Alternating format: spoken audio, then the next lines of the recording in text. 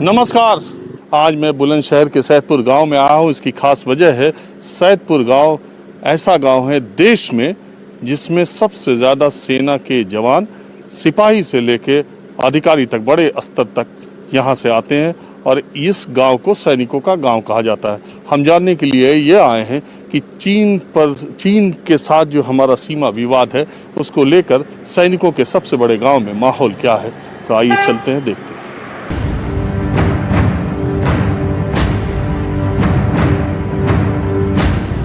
बुलंदशहर का सैदपुर गांव जो है वो क्षेत्रफल और जनसंख्या की दृष्टि से इस जिले का सबसे बड़ा गांव है और एक दृष्टि से देश के सबसे बड़े गांव में वो ये कि इस गांव में इतने ज्यादा लोग सेना में हैं। इस वक्त 700 से 800 लोग इस गांव के सेना में सरहद पर सेवाएं दे रहे हैं। मैं इस वक्त सैदपुर के कुछ लोगों के साथ हूँ, इसमें रिटायर्ड सेना के लोग भी हैं और यहाँ के निवासी भी हैं। आपका नाम क्या है? मेरा नाम सुरेंद्र सिंह। तो अभी जो हाल के दिनों में घटनाएं घटी उसको लेकर के आप क्या सोचते हैं? आपके गांव में माहौल क्या है? माहौल तो बहुत ही खराब चल रहा है और काफ़ी आदमी में जोश है और सब ये चाहते हैं भाई दोबारा फिर कर से लड़ाई होनी चाहिए, चुप नहीं बैठा जाएगा। जब वो तैयारी कर रहा तो हमने ही पूरी तैयारी करनी चाहिए। और ये जो इसको लेके सियासत हो रही है, कभी कोई पार्टी कुछ कहती है, सरकार कभी कुछ कहती है, इसको आप लोग कैसे लेते हैं एक सैनिक के तौर पे? तो सैनिक जो है इसके ऊपर ज़्यादा गौर नहीं देता। उसको तो जो ड्यूटी दी गई है वो तो उसको अंजाम देने के लिए तत्पर रहता है। पीछे क्या होता है, क्या कर रहे हैं, ये सैनिक के दिल और दिमाग में कभी आती नहीं है। तो ऑर्डर मैं दोबारा कहना चाहता हूँ, उसके दिल और दिमाग में तो एक ही बात है, उसको जहाँ जो ड्यूटी दी गई है वो 100% उसको अंजाम देने के लिए तत्पर रहता है। और आप क्या मानते हैं ये चीन का जो दोगलापन है उसको? हाँ, ये गलत है बिल्कुल। अरे आप सोचिए, हमारे 20 सैनिकों को उन्होंने धोखे में देके और कत्ल कर दिया गया, शहीद कर दिया गया। तो इससे बुरा विश्वासघात तो हो ही नहीं सकता। और मैं उस टाइम पे सेना में तो नहीं था, स्टूडेंट था। मैं 62 की बात करता हूँ। मेरे भाई थे उसमें। गलवान घाटी का आज जो ये बार बार जिक्र है वो वहीं पे कैद हो गए थे। तो इससे बुरा तो हो ही नहीं सकता जो इन्होंने विश्वासघात किया है। उस टाइम पे उनके प्रधानमंत्री होते थे मिस्टर चाउवन लाई। तो यही विश्वासघात उन्होंने किया था। उधर नेहरू जी मिलके आ रहे हैं और उधर उन्होंने लेह और लद्दाख में अटैक करा दिया। देखिए, एक तरफ तो हम चीन से बात कर रहे हैं और दूसरी तरफ पहले तो ये लगा कि फोर्सेस, अब ये बातें आने लगी कि दोनों जो है फोर्सेस पीछे हटेंगी। तब तक अब फिर खबर आई, सैटेलाइट इमेजेस से पता चल रहा है कि वो वहां पर अपना साजो सामान इकट्ठा कर रहे हैं। नहीं, सामान में हम भी पीछे नहीं है। मैं ये विश्वास से कहना चाहता हूँ। आ जाइए, आप बैठिए। जहां तक लड़ाई का साजो सामान का सवाल है, हम भी पीछे नहीं है। मैं आज ही सुबह देख रहा था T-90। अरे मैं तो कहता हूं उसकी खाल उधेड़ के रख देगा, उसको वहां पहुंचा दिया गया है। और ये T-72 जिसमें एंटी एयरक्राफ्ट है, उसकी खाल उधेड़ के रख देगा। और हमारी ये बोफोर्स जिसमें पीछे झगड़ा रहा, बोफोर्स को वहां पहुंचा दिया गया है, जिसकी ट्रेजेक्ट्री स्ट्रिप है, वो पहाड़ों को पार करते हुए उसका बम जाता है। जब युद्ध होगा तो ये हालात नहीं बनेंगे। जो एक दहशत बनी हुई है कि वो इतना ताकतवर है, इस तरह के उसके पास लड़ाई के साजो सामान है, ये सब बकवास है। और मैं ये कहना चाहता हूं, मैं 71 का भुगत भोगी हूं। अकेले मिसाइल या टैंक से या उस आर्टिलरी से लड़ाई नहीं लड़ी जाती। लड़ाई के लिए दिल भी चाहिए। अकेले साजो सामान से लड़ाई नहीं लड़ी जाती, उसके लिए दिल भी चाहिए। मैं 71 का जिक्र करना चाहता हूं। उन्होंने इसी तरह से पाकिस्तान ने हमारे ऊपर 3 दिसंबर को हमला किया। हम इतने चौकस नहीं थे। पहले अटैक में हमने नुकसान उठाना पड़ा, हम लोग कुछ पीछे हटे। हमें तीसरे दिन फिर आदेश हुआ दिल्ली से कि आज आप फिर अटैक करेंगे। 7 तारीख को हमने फिर अटैक किया, हमें एयर सपोर्ट मिली और हम तवी नदी को पार कर पहले दिन उसके 20 किलोमीटर अंदर थे और जिस दिन सीज फायर हुआ 18 या 19 को, उस दिन हम 90 किलोमीटर अंदर थे।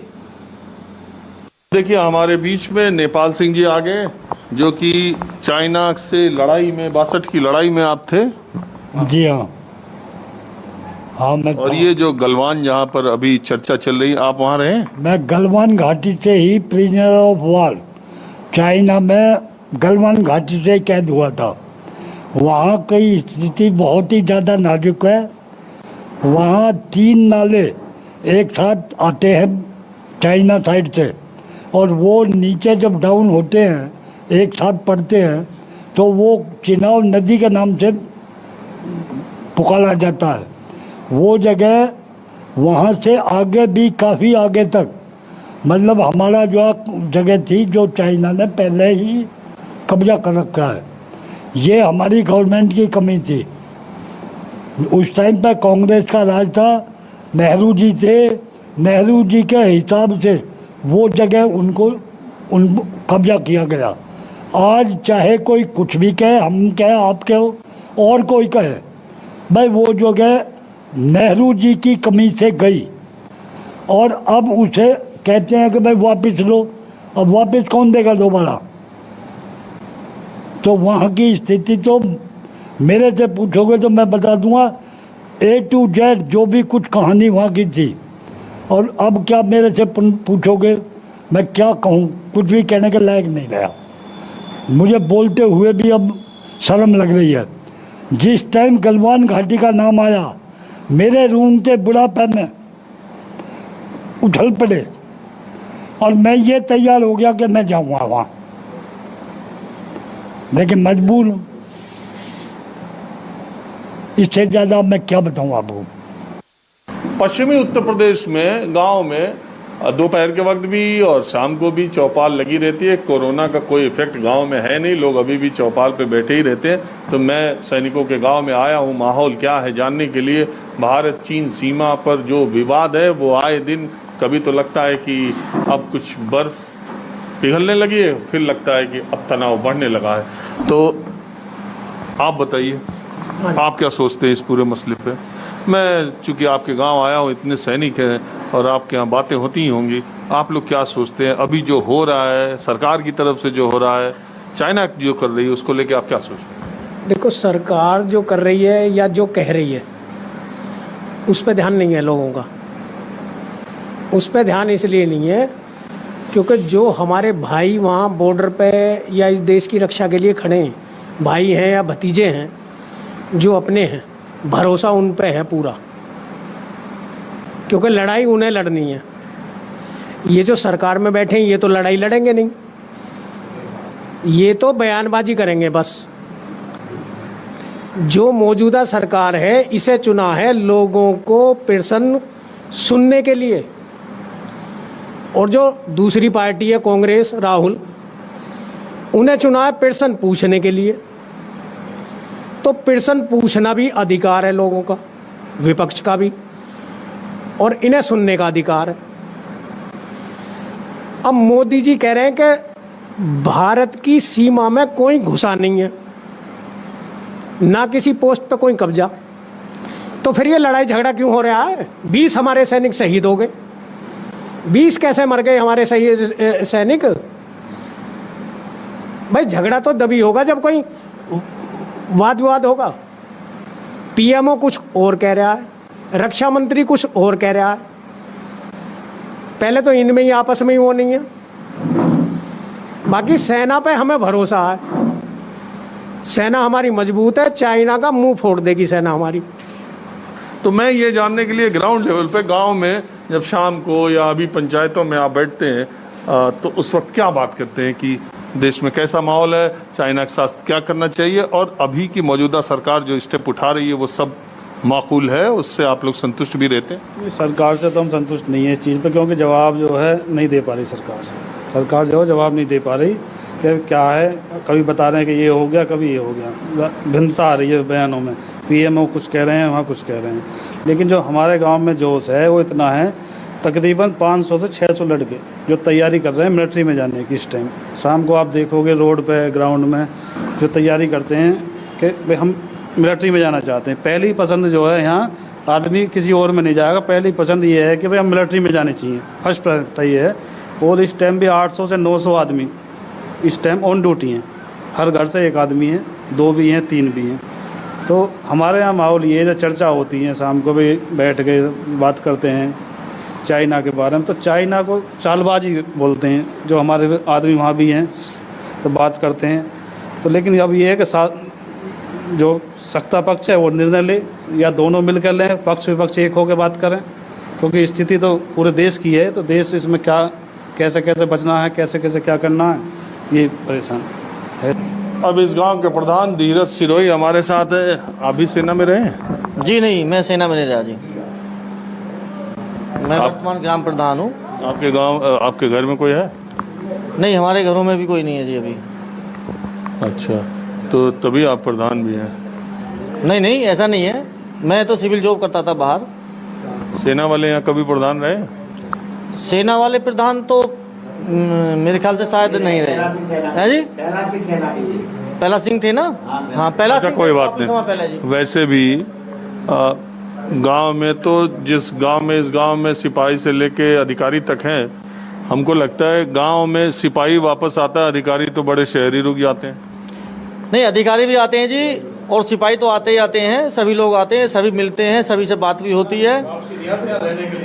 नहीं, कुछ आते हैं, थोड़ा ऐसा सुविधाओं का अभाव है कैंटीन। अच्छा, एक बात बताइए, आप इस गांव के प्रधान हैं, आप मुझे बताइए कि ये जो चीन को लेकर के मैं आया हूँ आपके गांव में जानने के लिए, बहुत लोगों से आपकी बातचीत होती है, जो कुछ हो रहा है उसको लेके क्या माहौल है? देखो जी, उसको लेके माहौल तो हमारे गांव का तो ये है कि हमारा गांव का तो हर बच्चा तैयार है, हर तरीके से युद्ध के लिए भी तैयार है और शांति के लिए तैयार है। लेकिन हमारे देश का राजा माननीय नरेंद्र मोदी इतने मजबूत और इतने समझदार हैं कि वो अपना जजमेंट बहुत अच्छा तरीके से लेते हैं, सोच समझ कर लेते हैं। वो जो भी कर रहे हैं देश हित में ही कर रहे हैं। इसी गांव में, आप ही के गांव में, अभी कुछ देर पहले लोग कह रहे थे कि ये प्रधानमंत्री क्या कहते हैं पता नहीं चल रहा, रक्षा मंत्री क्या कहते हैं पता नहीं चल रहा, सरकार की बात स्पष्ट ही नहीं हो पा रही। देखो, जो आदमी पद पे बैठा होता है उसे ऊंच नीच का ज़्यादा पता होता है और उसे सब कुछ देखना है। उसका एक कदम उठाया हुआ पब्लिक के लिए नुकसानदायक हो सकता है, अगला कदम उठाया हुआ फायदेमंद हो सकता है। वो जो लेंगे वो मौके पर जाते हैं, सारा कुछ अपने हाथों से, अपनी आंखों से देख समझ के ही करते हैं। अब हम तो यहाँ हैं गांव में, हम तो इतना कर सकते हैं, अगर मोदी जी बोलें कि सेना की कमी पड़ रही है तो हम सिविल हैं ना, उसके लिए हम तैयार हैं। उनके आदेश का पालन होगा, वो हमारे देश के राजा जो बोलेंगे हमें वो करना ही करना है। तो बुलंदशहर के सैदपुर गांव से माहौल क्या है, मैं बस आज इतना ही। अगले एपिसोड में किसी दूसरी जगह से हम फिर हाजिर होंगे। राजीव रंजन, न्यूज़ 24, सैदपुर, बुलंदशहर। नमस्कार, मैं हूं मानक गुप्ता। अगर आपको हमारा ये वीडियो पसंद आया हो तो इसे लाइक और शेयर जरूर करें, और हाँ, हमें सब्सक्राइब और फॉलो करना ना भूलें ताकि आप देश और दुनिया की कोई खबर मिस ना करें। तो जुड़े रहिए हमारे साथ और देखते रहिए न्यूज़ 24।